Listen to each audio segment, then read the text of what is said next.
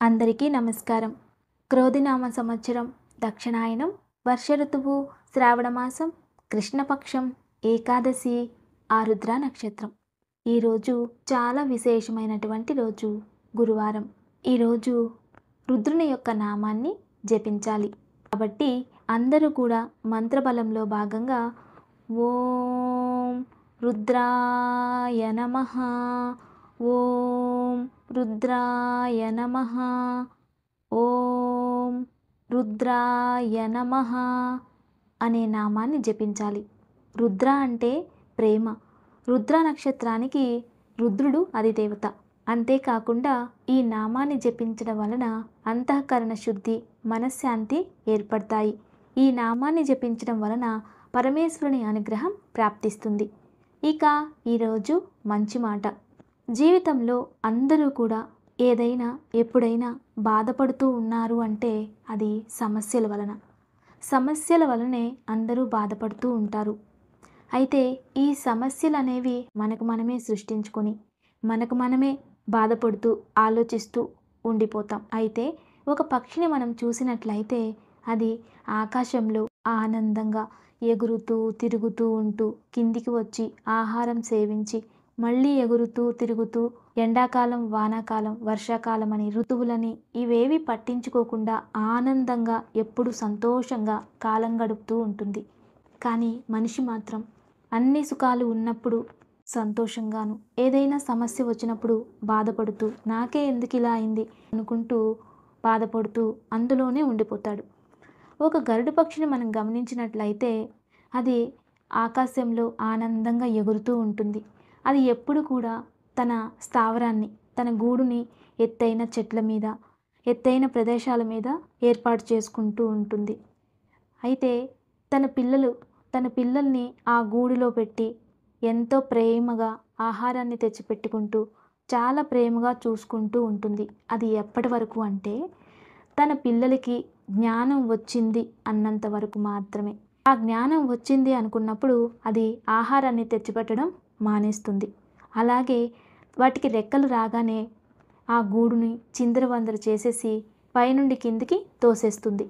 అప్పుడు అవి పైనుండి కిందికి పడే సమయంలో ఎక్కడ కింద పడిపోతామో అనే భయంతో అవి రెక్కలతో ఎగరడం ప్రారంభిస్తాయి. అలాగే మనుషులు కూడా సమస్యలు వచ్చినప్పుడు బాధపడకుండా వాటిని ఎదిరించి ముందుకెళ్ళగలగాలి.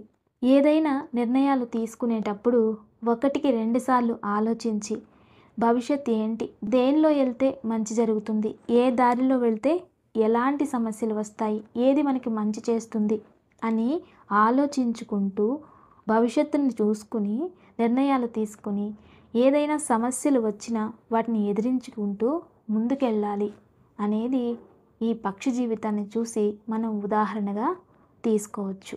ఇదే ఈరోజు మంచి మాట. ఇక ఆదివారం.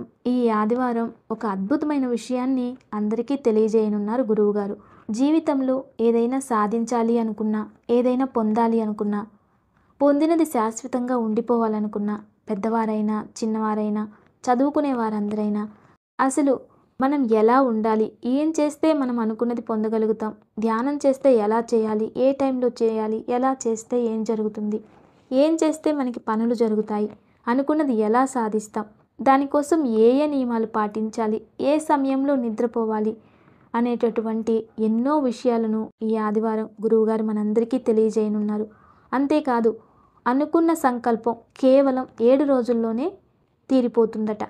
అయితే అది ఎలా అనే రహస్యమైన ప్రక్రియను తెలియజేయబోతున్నారు. అయితే అది తెలుసుకున్నప్పుడు మంచి వాటికి మాత్రమే ఉపయోగించాలి. లేదంటే దాని వలన వచ్చే అనర్థాలకు కూడా మీరే బాధ్యులవుతారు.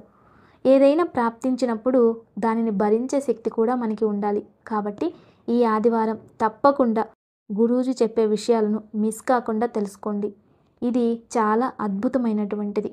ఇది అందరికీ కూడా చాలా అవసరమైనటువంటిది కూడా. అయితే ఈ శనివారం శని త్రయోదశి, శని ప్రదోషం అని కూడా అంటారు. ఇది పుష్య నక్షత్రంలో ఉంటుంది. పుష్యమి నక్షత్రంలో జన్మించిన వారు శని దశలో జన్మిస్తారు. అయితే శని దోషాలు ఉన్నటువంటి వారు శని త్రయోదశి నాడు శివాలయాన్ని, నవగ్రహాలని దర్శించుకోవడం చాలా మంచిది.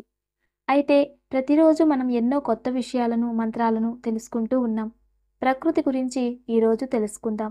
ప్రకృతి మనకు అన్నీ అందిస్తూ ఉంటుంది. కానీ ఈ ప్రకృతిలో ప్రతి ఒక్క చెట్టులో కూడా ఏదో ఒక ఔషధ గుణం ఉంటుంది. అయితే ఆ ఔషధ గుణాలని మనం వెతకాలి. అన్నం కూడా అంతే. కొందరికి అమృతంగా ఉంటుంది, మరికొందరికి విషంగా మారుతుంది. ఎలా అంటే, ఏదైనా అనారోగ్యం వచ్చినప్పుడు డాక్టర్ దగ్గరికి వెళ్తాం. డాక్టరు నువ్వు అది తినకు, ఇది తినకు, ఇది తింటే నీకు సమస్య ఎక్కువ అవుతుంది అంటూ ఉంటారు. అంటే అది అతనికి విషం అన్నమాట. అదేవిధంగా ఆకలితో ఉన్నవారు బతకాలి అంటే ఒక ముద్ద అన్నం దొరికితే బ్రతికేస్తారు. కాబట్టి వారికి అన్నం అమృతంగా మారుతుంది. అలాగే మన జీవితంలో కూడా కొన్ని సమస్యలు మనల్ని మంచి స్థాయికి తీసుకెళ్తాయి. కొన్ని సమస్యలు మనకి విషంగానూ మారుతూ ఉంటాయి. జీవితంలో కొందరు వ్యక్తులు మనకి అదృష్టాన్ని అందిస్తారు, మరికొందరు శత్రువులుగాను మారుతారు. ఇవన్నీ కూడా ప్రకృతిలో ఉన్న సహజ సిద్ధమైనవి. అలాగే ప్రతి చెట్టులో కూడా అద్భుతమైన ఔషధ గుణాలు ఉంటాయి. అలానే మనకి ఒక సమస్య తీరిన తర్వాత అది మనకి లెసన్లా ఉపయోగపడుతుంది. దానిని నేర్చుకుని ముందుకు ప్రయాణం చేస్తూ ఉండాలి. అయితే అటువంటి సమస్యలను విరుగుడు చేసే వృక్షమే జమ్మి చెట్టు. ఈరోజు ప్రకృతి వరంలో సెమీ వృక్షం గురించి తెలుసుకుందాం. సెమీ వృక్షం అంటే జమ్మి చెట్టు. ఇందులో విశేషమైన శక్తి ఉంటుంది. సెమీ వృక్షం వేర్లలో శివవీర్యం ఉంటుందని శాస్త్రం తెలియజేస్తుంది. సెమీ వృక్షం అగ్నితత్వం. అందుకే సెమీ వృక్షాన్ని పూజిస్తూ ఉంటాం. శని శమయతి, శనిని క్షమించే శక్తి అందులో ఉంది అని అర్థం.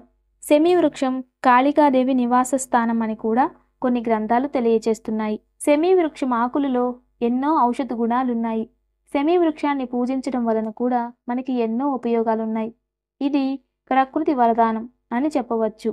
సెమీ పత్రాన్ని మంగళవారం నాడు కానీ, శుక్రవారం నాడు కానీ తెచ్చి, లేదా ప్రతిరోజు తెచ్చి దుర్గాదేవికి లేదా కాళికామాతకు ప్రతిరోజు పూజ చేస్తూ ఉన్నట్లయితే, ఓం కాళీ మహాకాళీ కాళికా పరమేశ్వరి సర్వానందకరీ దేవి నారాయణి నమోస్తుతే అంటూ ప్రతిరోజు కాళికాదేవిని, దుర్గాదేవిని అర్చిస్తూ ఉంటే శత్రు విమోచనం జరిగిపోతుంది.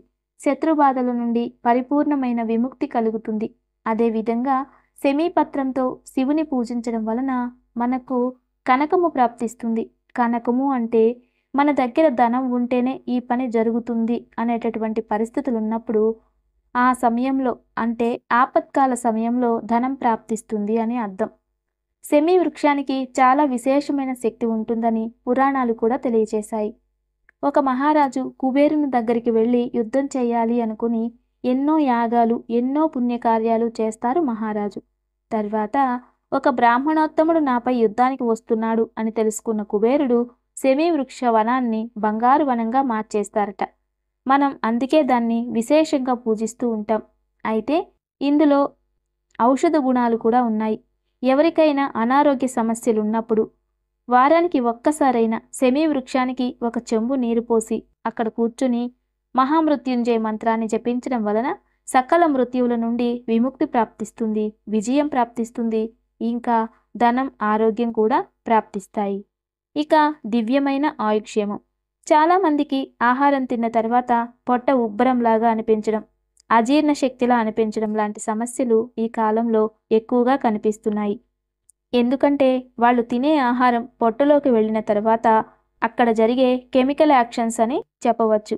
కొందరికి తిన్న వెంటనే నిద్ర వచ్చేస్తుంది, మరికొందరికి తినగానే ఆయాసంగా, అలసటగా అనిపిస్తూ ఉంటుంది. అయితే ఇలా ఉంటే ఆరోగ్య సమస్య అని అర్థం చేసుకోవాలి. కొందరికి ఆహారం తింటూ ఉన్నప్పుడు చెమటలు కారుతూ ఉంటాయి. ఇది కూడా ఒక సమస్యనే. దీనిని తేలికగా తీసుకోకూడదు. ఎప్పుడైతే అన్నం తినగానే అలసిపోతున్నాం, మంకుగా ఉంటున్నాం అంటే వారిలో ఆరోగ్య సమస్యలు ఉన్నాయని అర్థం.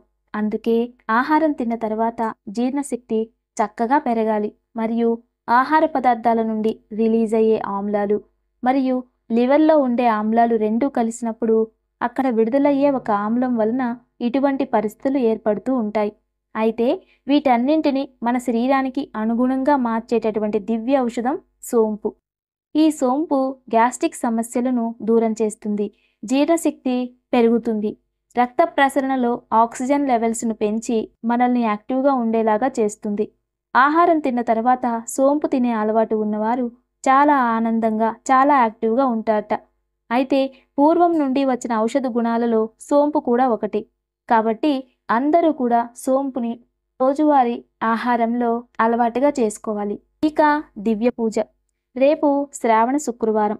ఈరోజు చాలామంది వరలక్ష్మి పూజను ఆచరిస్తూ ఉంటారు. అంటే పౌర్ణానికి ముందు వచ్చిన శుక్రవారం నాడు, అంటే వరలక్ష్మి పూజ రోజు ఎవరికైతే ఆటంకాలు వచ్చి చేసుకోలేకపోయారో వారు అమావాస్య ముందొచ్చే శుక్రవారం నాడు ఆచరిస్తూ ఉంటారు. రేపు పారిజాత పుష్పాలతో ఒక మాల చేసి ఆ మాలను లక్ష్మీ అమ్మవారికి అలంకరించి లక్ష్మీదేవిని శ్రద్ధాభక్తితో పూజించి అమ్మవారి ముందు ఒక నిమ్మపండును పెట్టి దానిపై కుంకుమార్చన చేయాలి. పూజానంతరం నిమ్మపండును తీసుకుని ఒక గ్లాసు నీళ్లలో ఆ నిమ్మపండును వేసేసి వాకిలి ఎదురుగా హాలులో ఎక్కడైనా పెట్టి దానిని అమావాస్య వరకు అలానే ఉంచాలి. తర్వాత దానిని కట్ చేసి ఎక్కడైనా పడవేయాలి. ఇలా చేయడం వలన ఇంట్లో ఉన్న దారిద్ర్యలక్ష్మి బయటకు వెళ్ళిపోతుందట. ఇంట్లో పాజిటివ్ ఎనర్జీ ఉంటుంది. లక్ష్మీదేవి అనుగ్రహం ప్రాప్తిస్తుంది. ఇక నేటి ఆలయ దర్శనం. మనపై మహానుభావుల అనుగ్రహం ఉంటే ఏదైనా జరుగుతూ ఉంటుంది అని కొందరు అనుకుంటూ ఉంటారు. అదేవిధంగా మనం ఏ తత్వాన్ని అయితే నమ్ముతూ ఉంటామో ఆ తత్వాన్ని మనం పాటిస్తూ ఆ తత్వంలో మనం జీవిస్తూ ఉంటాం.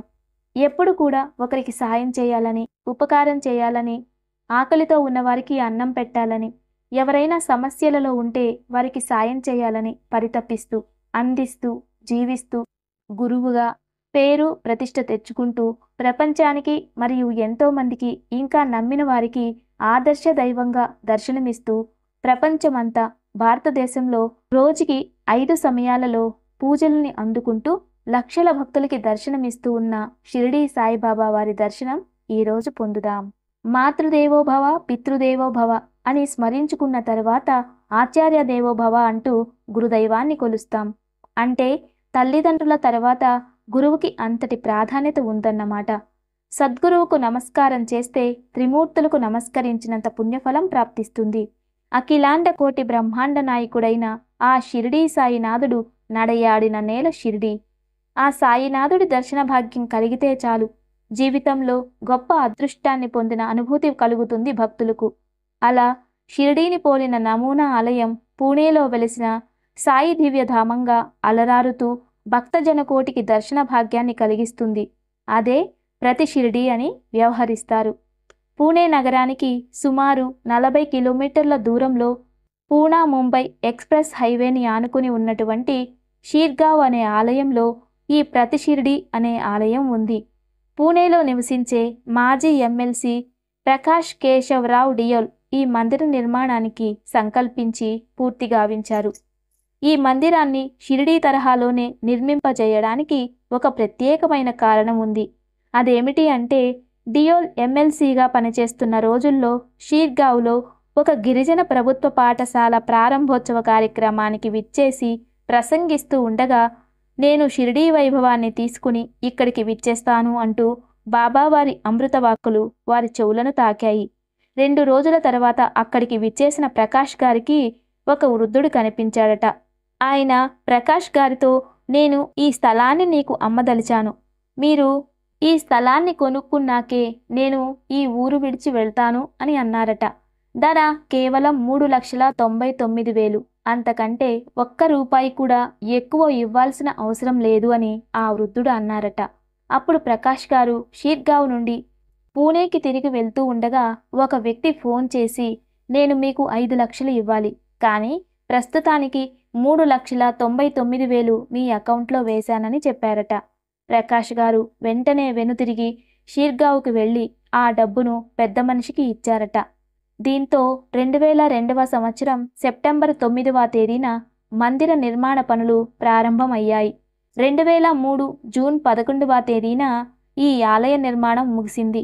నాటి ఉపరాష్ట్రపతి షెకావత్ గారి చేతుల మీదుగా షిరిడీ మందిర ప్రారంభోత్సవం జరిగింది. అప్పుడు జరిగిన అద్భుతం ఏమిటి అంటే, కేవలం అరగంట కోసం విచ్చేసిన షెకావత్ బాబావారి దివ్యమంగళ స్వరూపాన్ని దర్శించుకున్న తర్వాత 3 గంటల పాటు అక్కడే ఉండిపోయారట.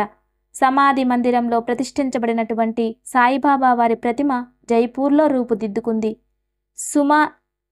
సమాధి మందిరం వెనుక భాగంలోని గురుస్థానంలో చిన్న శివలింగం, నంది, చిన్న సాయిబాబా విగ్రహాలు భక్తులకు దర్శనమిస్తాయి. షిరిడీలో జరిగిన విధంగానే పూజలు, హారతులు అదే తరహాలో జరుగుతాయి. మాయి అంటే మాతృమూర్తి. ద్వారకకు విచ్చేసే భక్తులకు ద్వారక అమ్మలాంటిదని స్వయంగా బాబావారే ఈ విషయాన్ని సెలవిచ్చారు. ఇంతటి విశిష్టమైన ప్రతి షిరిడీని అందరూ దర్శించుకొని తరించాలని ఆశిద్దాం. ఇక దివ్యమైన యోగక్షేమం. కుటుంబ సభ్యులు, భార్యాభర్తల మధ్య సఖ్యత కొరకు ఈరోజు సాయంత్రం తులసి చెట్టు వద్ద విప్ప నూనెతో 2 దీపాలను వెలిగించి 9 ప్రదక్షిణలు చేయాలి. అనంతరం మహావిష్ణువు ముందు నెయ్యితో దీపారాధన చేసి ఆరాధించాలి. నమస్తే. Thanks for watching.